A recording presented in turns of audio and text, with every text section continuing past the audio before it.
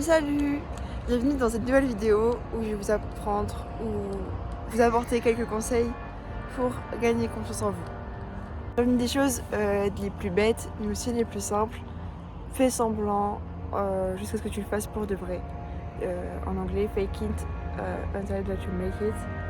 C'est fais semblant quand tu arrives dans une pièce, dans un endroit où il y a des gens que tu ne connais pas forcément ou que tu veux faire quelque chose. Fais semblant d'avoir confiance en toi. Fais semblant de jouer un rôle. Dis-toi, je joue un rôle. Je suis le personnage principal et je joue le rôle de la personne qui a confiance en elle. Et les gens, qu'est-ce que les gens vont savoir que c'est faux? Les gens ne savent pas qui tu es. Les gens ne savent pas comment tu es d'habitude. Ils ne savent pas rien de toi. Entraîne-toi dans des endroits où tu ne connais personne. Et tu verras, les gens, ils y croiront. Et à force de le faire, à force de faire semblant, ton cerveau va forcément finir par croire que c'est vrai.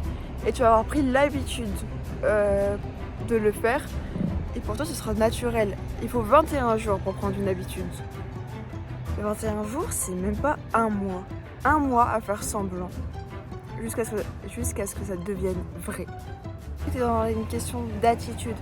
Avance, regarde le menton haut, le torse bombé. Regarde les gens droit dans les yeux quand ils te parlent. Écoute-les. Et l'air attentif.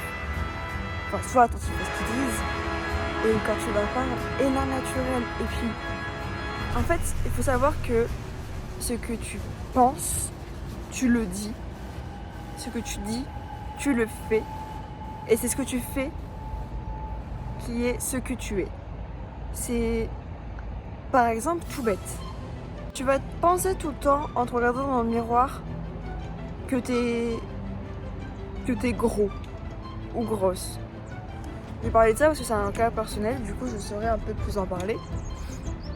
À force de dire, ah putain, à force de penser que t'es gros et te voir dans le miroir, faire, ah j'ai grossi et tout, au bout d'un moment, tu vas le dire à voix haute. Tu vas faire ah, je suis gros. Ah, je suis grosse. Et tu vas te regarder, tu vas commencer à palper ce que tu trouves gros chez toi. Et à force de le dire, ah, je suis grosse et tout, tu vas finir par le dire aussi en société, devant tes amis. Ah non, je peux pas, je suis grosse. Et puis à force de le dire, ton cerveau il va faire ok, on est gros. Et puis au bout d'un moment, tu vas manger de la nourriture et tu vas manger avec le poids de la culpabilisation. J'en parlerai dans une autre vidéo parce qu'il y a tout un sujet à parler sur ça. Mais juste le manger avec un esprit négatif, de te dire ah si je mange je vais grossir, tu vas grossir. Et tu seras gros. Si tu as commencé ta semaine en pensant que tu étais gros alors que tu pesais 40 kilos, je t'assure que tu finiras l'année à 60, 70, 80. Donc commence à penser que tu es une personne qui a confiance en elle. Commence à penser que tu es une personne qui a de la valeur, que tu es une personne qui a le mérite d'être écoutée. Commence à penser tout ça. Tu vas commencer et tu as commencé à le dire, mais écoutez-moi. Et tu vas hausser le ton, tu vas augmenter le volume de ta voix. Et à force de le dire, ça va devenir naturel. Les gens vont t'écouter pour ce que tu es et tu auras de la valeur à leurs yeux. Fais semblant jusqu'à ce que tu y arrives. Et ça dans n'importe quelle discipline. Pas uniquement la discipline de avoir confiance en soi. Si, admettons, tu as du mal à lire un livre, à rentrer dedans, tu es toujours sur ton téléphone, tu te dis « Ah, j'aimerais bien lire parce que ça instruirait mon cerveau, ça travaillerait ma mémoire, ma capacité intellectuelle et c'est que du bon de lire. » Je suis pas la seule à dire, tout le monde dit ça. Fais semblant de lire. Fais semblant de lire. Ouvre un livre et fais semblant. Au bout d'un moment, force-toi à te faire semblant. Et au bout d'un moment, tu vas t'ennuyer à faire semblant, tu vas vraiment le lire. C'est tout con. Enfin, c'est tout bête. mais ça marche. En fait, il faut se forcer à faire des choses dont tu n'as pas l'habitude de faire. Tu ne peux pas espérer un résultat nouveau en faisant la même chose. Tu peux pas espérer que miraculeusement, le gâteau beaucoup trop gonflé un jour sera moins gonflé que d'habitude si tu mets autant de levure qu'à chaque fois. Peut-être que tu mets trop de levure et peut-être qu'il faut enlever la levure. Et peut-être que ton gâteau il est trop plat et tu peux pas te dire ah bah juste une cuillère à café de levure ça suffira. Non, des fois il faut mettre un demi-sachet ou le sachet complet. C'est tout. C'est comme une recette. Si la recette ne fonctionne pas, le gâteau sera toujours le même. Et des fois il faut la changer. Peut-être que tes ingrédients à toi ne sont pas les mêmes que ceux de la personne qui a écrit la recette. Il n'existe pas des recettes toutes faites, des recettes parfaites que quand tu les appliques, c'est parfait. Il faut agrémenter à sa sauce, bien évidemment. Là, tous les conseils que je vais vous donner dans cette vidéo, il faut les agrémenter à votre sauce. Dans le avoir confiance en soi et montrer aux gens que tu as de la valeur, ne dis pas « je ne sais pas ». Comme tu veux. Moi, ça m'importe peu. Même si c'est vrai, même si toi, tu t'en as rien à faire en soi de ce que vous allez voir comme film au cinéma, où est-ce que vous allez manger, où est-ce que vous allez promener. Mais si tu dis, à chaque fois que ça ne t'apporte pas, à chaque fois, les gens vont s'habituer à ce que ton avis ne compte pas. Les gens vont prendre cette habitude, vont se dire... on peut faire ce qu'on veut, de toute manière, ça la dérangera pas, elle n'a pas d'avis, elle a jamais d'avis, et ça ne compte pas. Et des fois, à force on va demander ton avis, et des fois on va arrêter de demander ton avis, et c'est blessant. Quand tout le groupe dit ouais on sort, on va faire un escape game, et toi t'es pas les escape games. Bah Morgane, on n'a pas demandé ton avis, à chaque fois ça t'apporte peu. On se serait pas dit que là, pile à ce moment-là, ça te dérangerait. Tu vois ou pas? Les gens vont pas te demander ton avis. Ils ont l'habitude que tu n'en as pas. Ne pas avoir d'avis, c'est ne pas avoir de valeur. Force-toi à avoir un choix. Force-toi à avoir une opinion. Tu peux pas avoir une opinion dans tout, je suis d'accord. Des fois, il y a des choses qui nous échappent, des choses qu'il faut s'instruire pour avoir une opinion. Et par exemple, je vais parler de politique. Si tu ne t'intéresses pas à la politique, ce n'est pas grave de ne pas avoir d'avis politique.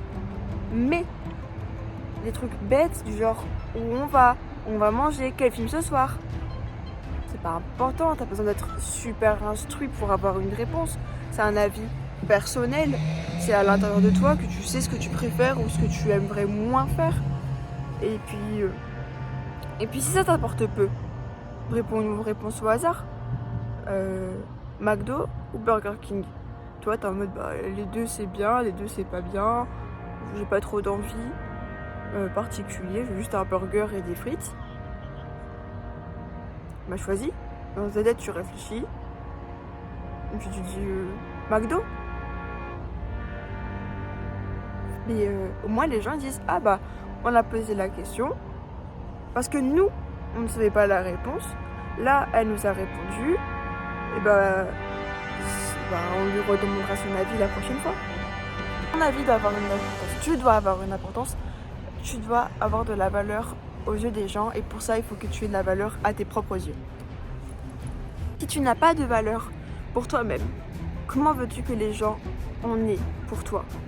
Comment veux-tu que les gens C'est comme l'amour, tu peux pas espérer que l'on t'aime si toi-même tu ne t'aimes pas. Si toi tu ne t'aimes pas, pourquoi on t'aimerait? Si toi tu as des raisons de ne pas t'aimer, pourquoi les gens auraient des raisons de t'aimer? Tu vois ou pas? Qu'est-ce qui changerait? Qu'est-ce qui ferait que... C'est ça qu'on dit. Apprends à t'aimer toi-même avant d'aimer quelqu'un et d'espérer que quelqu'un t'aime en retour.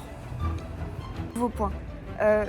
Quand tu vois des gens autour de toi et tu peux voir des qualités en eux, voir à quel point elles sont exceptionnelles et que tu es admiratif de toi en mode oh, cette fille-là elle parle tellement bien, elle a l'air tellement confiante, tu vois des qualités en eux. Ces qualités, elles sont en toi. Ça s'appelle l'empathie. tu ne peux pas voir en les gens des choses que tu n'as pas en toi. Le courage, c'est quelque chose qui est inné, mais qui s'apprend. Et comment ça se fait que tu puisses voir les qualités et les forces d'une personne et que tu ne puisses pas les voir en toi? Apprends à te revaloriser.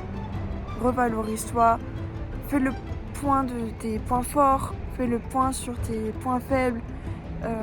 Regarde ta zone de confort, sors de ta zone de confort. Mais surtout, on va juste te donner dans cette vidéo, on a fait voir un petit peu avant, on va voir encore dans la suite de la vidéo, des points clés pour apprendre à avoir confiance en toi et te revaloriser.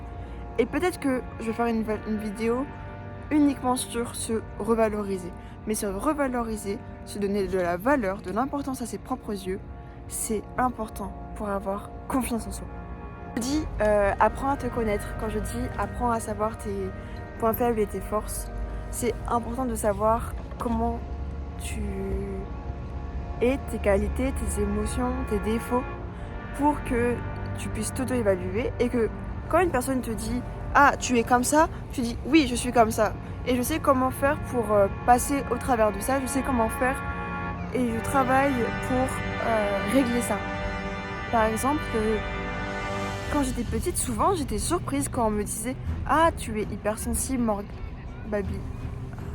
Quand je dis « Apprends à évaluer tes qualités, tes défauts, tes émotions et ce que tu ressens au fond de toi », c'est la manière à ce que quand une personne te dit « Ah, mais tu es comme ça, toi ?»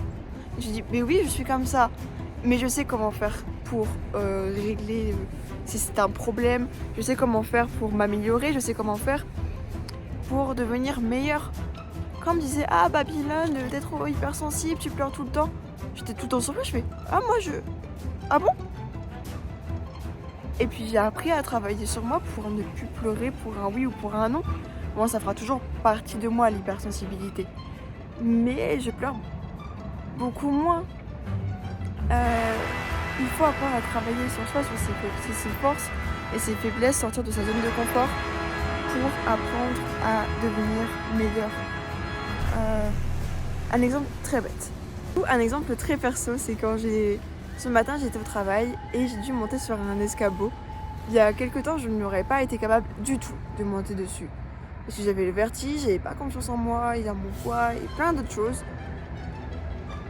Et j'ai su pour aller chercher s'il fallait. Parce que cet été, avec mes amis, on voulait aller faire de l'acrobranche. Ils m'ont dit ouais, Babylone, ouais, ça te ferait un petit peu chier si tu viendrais pas.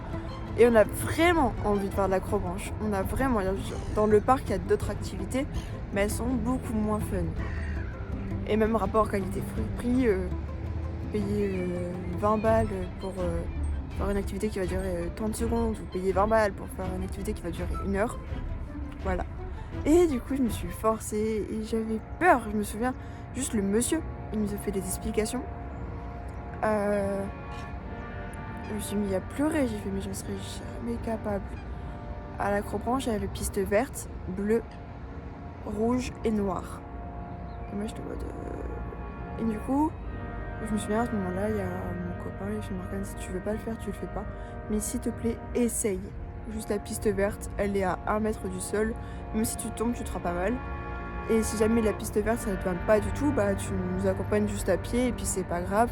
Mais au moins, juste essaye. La piste sur laquelle je me suis le plus amusée, c'était la bleue.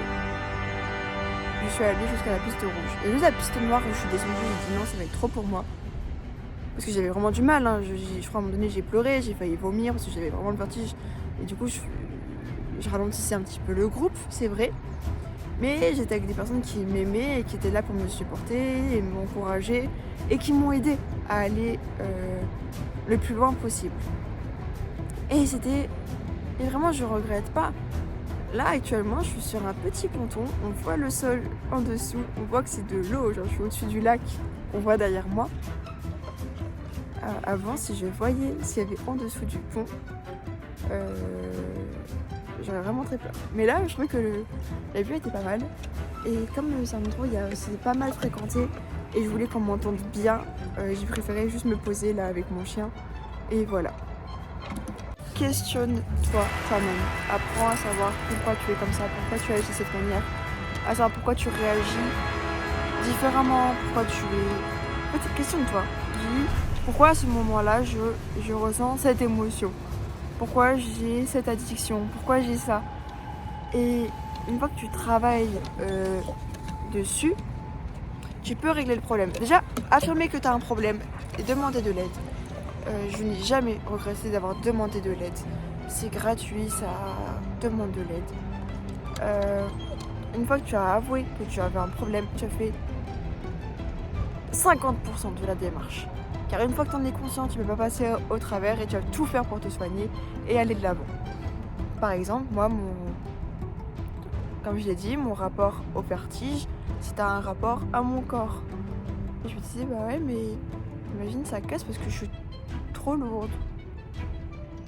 Alors que dans le groupe, les gens, ils étaient bien plus lourds que moi. Et ils se posaient pas cette question. Et je me dis, ouais, mais imagine la corde, bah, elle a tenu. Et au moment où c'est moi qui dois passer, elle pouvait tenir encore qu'un certain poids et moi je le dépasse. Chose qui n'existe pas, c'est dans ma tête. Et j'ai été régler ces problèmes que j'avais avec mon corps, ce rapport que j'ai avec la nourriture. Et pour faire ça, il faut aller voir un professionnel. Aller voir une thérapeute. Va faire une thérapie, que tu sois une fille, un garçon, que tu sois jeune ou âgé. Va voir une thérapie, ça, et tout le monde devrait aller voir quelqu'un. Pourtant, on dit un corps sain un esprit sain dans un corps sain. C'est réel, tu peux. Et on dit un esprit sain dans un corps sain, souvent dans le milieu du sport. Mais avoir un esprit sain, c'est très important. Bien plus que ce que on en parle. Oups, pardon, j'ai le hoquet. Bien plus que ce qu'on en parle. Quand tu fais du sport, tu vas avoir une hygiène de vie extraordinaire. Tu vas faire attention à ton corps, à tes muscles, tu vas t'étudier sur tes muscles. Mais il faut faire du sport aussi avec son cerveau. C'est important, c'est même le plus important, de soigner son âme, de soigner son mal-être intérieur. Et pour ça, il n'y a rien de mieux qu'un professionnel. Tu peux être entouré de super amis, d'une super famille. Ils ne vaudront jamais la parole d'un ou d'une professionnelle. Bon, la caméra s'est en éteinte la dernière fois à cause d'un manque de batterie. J'ai fini la vidéo là pendant la balade. En espérant que le son sera bon et qu'on n'aura pas trop les voitures. Avoir confiance en soi, c'est avoir confiance en son apparence, en sa diction, en sa... et en sa présence.